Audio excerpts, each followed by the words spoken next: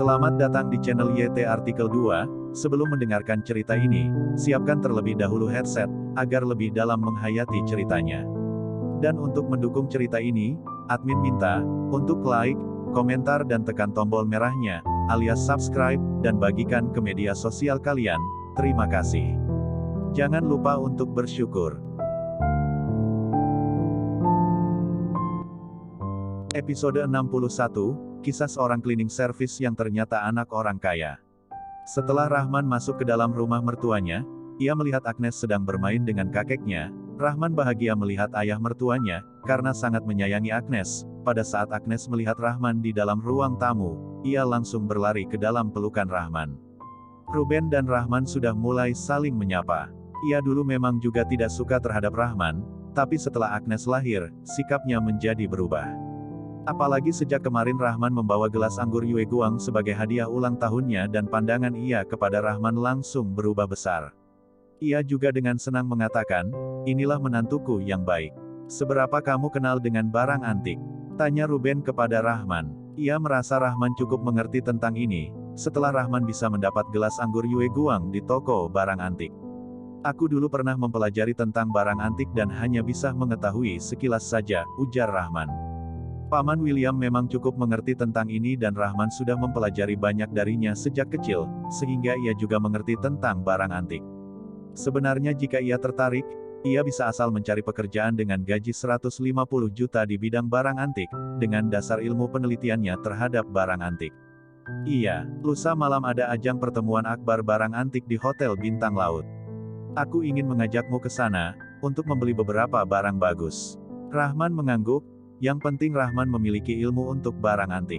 Ia juga merasa sangat rugi jika Rahman hanya menjadi petugas cleaning service. Ia bersiap untuk membawa Rahman masuk ke dalam bidang barang antik ini. Saat itu tidak akan bermasalah jika ia bisa mengenalkan pekerjaan dengan gaji lebih tinggi kepada Rahman. Rahman mengerti maksud ayah mertuanya, hatinya cukup terharu. Sikap Ruben kepadanya memang berbeda jauh. Rina hanya ingin jaya bersama menantunya. Sedangkan Ruben ingin mencari pekerjaan yang lebih baik untuk menantunya. "Baik, ayah. Aku akan pergi bersama Anda," ujar Rahman sambil mengangguk. Lalu di saat ini, Lisa mendorong pintu masuk dan ada seorang pemuda yang datang bersamanya. Rahman melirik sekilas pemuda itu. Ia mengenal pemuda itu saat makan di restoran bersama Rina dan Lisa saat ia makan bersama dengan Messi dan Adam di Jadeon 36. Pemuda ini adalah Gusti, Wakil Direktur Divisi Pemasaran Bintang Jaya. Bintang Jaya Group merupakan perusahaan perhiasan pertama milik Kota Yusoda, kebetulan merupakan salah satu kekayaan milik keluarga Net, salah satu 4 keluarga besar. Gusti melirik Rahman sekilas. Ia merasa agak canggung, karena kemarin ia pernah dihajar keras oleh Rahman di Jadeon 36. Saat Rina membawa Lisa mereka untuk bahas kerjasama, Gusti langsung jatuh cinta kepada Lisa. Beberapa hari ini ia sedang sibuk mengejar Lisa. Rina selalu berharap anaknya menikah dengan orang kaya, jadi ia suka membawa Lisa saat bahas kerja sama dengan rekan kerja. "Selamat malam, Paman." Pandangan Gusti langsung teralihkan dari tubuh Rahman dan menyapa kepada Ruben. Gusti sudah datang. Duduklah." Ruben mengangguk dan mempersilahkan Gusti untuk duduk. Setelah selesai menuangkan teh, Lisa pergi bermain dengan Agnes. Agnes merasa bingung melihat Gusti. Inilah sifat anak-anak. Agnes lalu bertanya kepada Lisa, Tante, itu siapa yang Tante bawa?" Lisa lalu menjawab Agnes, "Sayang kamu tidak boleh tahu tentang urusan orang dewasa ya." Agnes lalu menganggukkan kepalanya. Luna melihat Agnes bertanya kepada Lisa langsung tersenyum.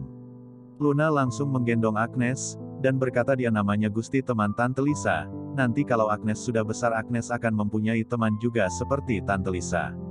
Lisa melihat Luna sedikit malu-malu. "Rahman, ini Gusti, merupakan Wakil Direktur Divisi Pemasaran dari Bintang Jaya Group.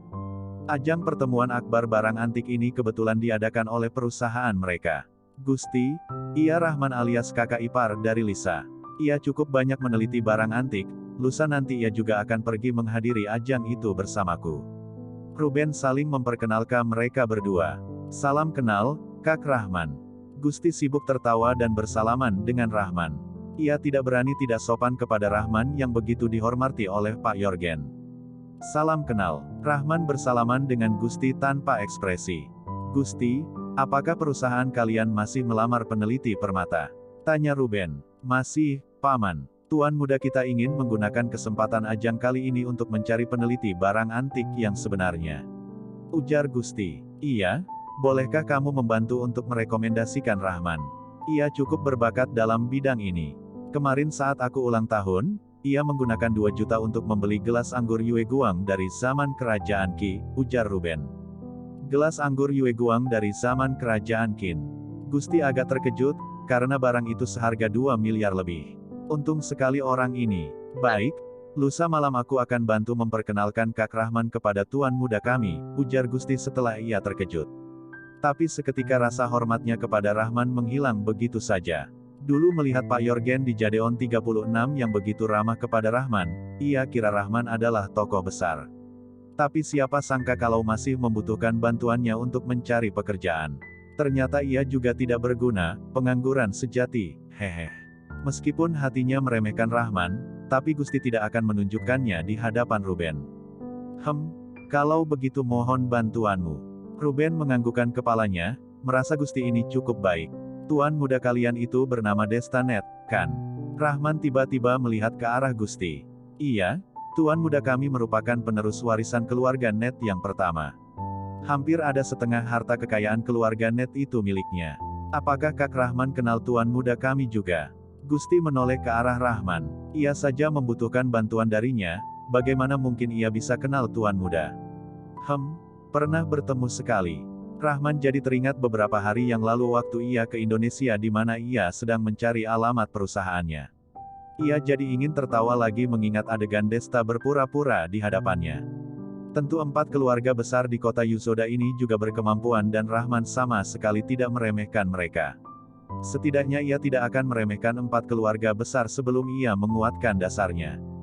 Jangan lihat orang-orang yang menjalin hubungan baik dengan Rahman, tapi orang-orang itu juga tidak berani meremehkan 4 keluarga besar. 4 keluarga besar telah berlangsung banyak tahun di kota Yusoda. Banyak pihak bagian yang menjalin hubungan dengan mereka. Hubungan mereka bisa dikatakan sangat dalam. Walaupun perusahaan global sebelumnya pernah mengalahkan 4 keluarga besar, tapi berbagai pihak itu juga tetap menjalin hubungan baik dengan mereka. Sebenarnya kalau ada kemungkinan, Rahman juga ingin bekerja sama dengan mereka.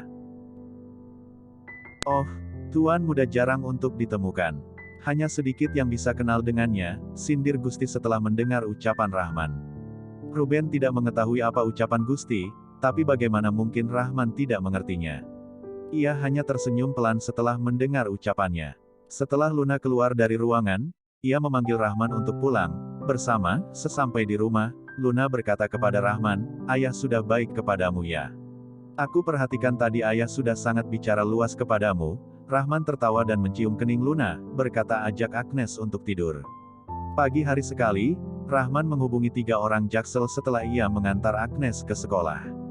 Ia menyuruh mereka bertiga untuk memberitahu Rudy pergi bertemu dengannya di perusahaan Harmoni. Kemarin Luna ingin menyuruhnya untuk mendirikan usahanya. Ia bersiap untuk membeli pasar swalayan Rudy untuk meyakinkan Luna. Setelah memutuskan panggilan, Rahman langsung pergi ke perusahaan Harmoni. Saat ini karyawan biasa hingga pejabat tinggi perusahaan Harmoni merasa khawatir. Pembubaran perusahaan global membuat mereka tidak yakin kepada masa depan perusahaannya sekarang. Juga entah siapa yang mendapat informasi bahwa pemilik saham terbesar perusahaan Harmoni adalah tuan muda perusahaan global. Perusahaan global saja sudah bubar, apakah perusahaan kecil seperti perusahaan Harmoni akan bertahan hidup? Bahkan Irfan juga agak khawatir saat ini. Beberapa hari ini Rahman tidak mencarinya dan ia juga tidak mencari Rahman. Hatinya sangatlah bingung. Kalau Rahman tidak menarik modal, ia percaya perusahaannya akan berkembang makin pesat. Kalau Rahman menarik modalnya, ia harus membeli saham dari Rahman atau tidak juga ikut menarik modalnya, sehingga perusahaan Harmoni juga ikut bubar. Tapi kedua kondisi ini bukanlah yang ia inginkan. Pak Irfan, Pak Rahman datang. Tadi aku melihat petugas keamanan sedang memberhentikan mobilnya. Ujar sekretarisnya saat Irfan sedang berpikir banyak. Akhirnya ia datang. Irfan tiba-tiba bangun dari kursinya dan bersiap memberikan posisi ini untuk Rahman. Irfan saat ini bertanya-tanya, apakah kedatangan Rahman ke sini, untuk membicarakan saham Rahman mau mencabut sahamnya atau tidak. Dia hanya pasrah. Apapun yang terjadi itu sudah takdir perusahaan Harmoni, Tuan. Begitu Rahman masuk ke dalam ruangan, Irfan menyapanya dengan ramah. Melihat ekspresi di wajah Irfan yang terlihat begitu penasaran, membuat Rahman tersenyum dalam hatinya. Alasan mengapa Rahman tidak menghubungi Irfan sebelumnya adalah karena dia ingin melihat apakah Irfan bisa menahan kegelisahannya atau tidak. Rahman berjalan ke arah Irfan dan kemudian mengambil posisi duduk. Dia bertanya, "Perusahaan baik-baik saja kan?" "Iya, semuanya berjalan dengan lancar." Irfan menjawab mengangguk mengiyakan. Baguslah kalau begitu." Rahman menjawab singkat, "Tuan, apa yang terjadi dengan perusahaan global? Kenapa Tuan mengajukan pembubaran?" Irfan akhirnya menanyakan pertanyaan yang beberapa hari ini membuat hatinya berada dalam kegelisahan. Bersambung.